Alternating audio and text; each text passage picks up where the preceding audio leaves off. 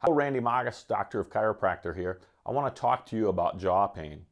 If you have jaw pain, pain that bothers you in your jaw when you're eating, when you're chewing, when you're biting on something, or maybe it's hurting when you're not even doing anything. Maybe it's giving you headaches, or it's part of your headache pattern. Maybe it's giving you problems that you can't even sleep at night. You don't have to put up with this and live with this your whole life. You can get a really good assessment, find out what's going on, find out what's causing your problem, get the care and treatment that you deserve, and start living a better life without that jaw pain. Now, the jaw is an interesting joint. So I'm just going to explain to you in simplicity how the jaw works. So we have joints in our body that are called ball and socket joints, and that allows that joint to move around really nice. And you have those in your shoulder and you have them in your hip, but you also have them in your jaw, and there's one on each side.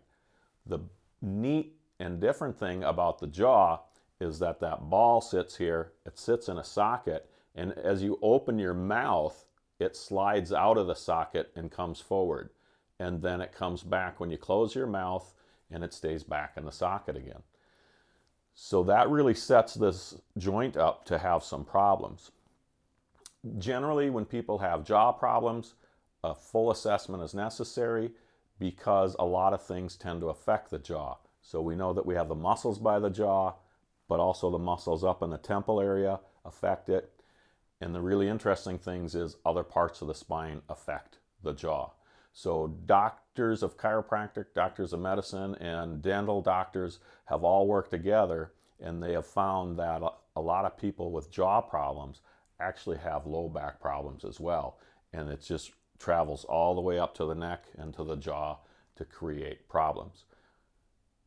Also, what really affects the jaw is the upper back and the neck. And so what we find is more and more people are doing this the good part of the day. So as a student, you're leaning ahead. If you're working on a computer at work, you're always looking down. And if you're playing on your phone and texting, that's really messing with the musculature in the upper neck and the upper back. And that all plays into how the jaw works. So when someone comes in, we get that full assessment, figure out what's going on. The other thing that's really going on with the jaw that's important to understand is your shoulders move independently, your hips move independently, but your jaw is held together by a bone that comes down to your chin. So that's just one big bone coming back.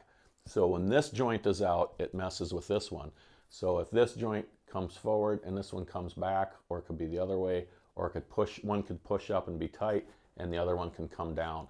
So working with that jaw, getting it adjusted correctly, getting that posture fixed can significantly help to reduce jaw issues and jaw pain. And in a lot of cases, that pain can actually go away. And you don't have to have pain when you're chewing. You don't have to have pain when you're opening your mouth. You don't have to have jaw pain and headaches together. And you can get on and live the life that you deserve.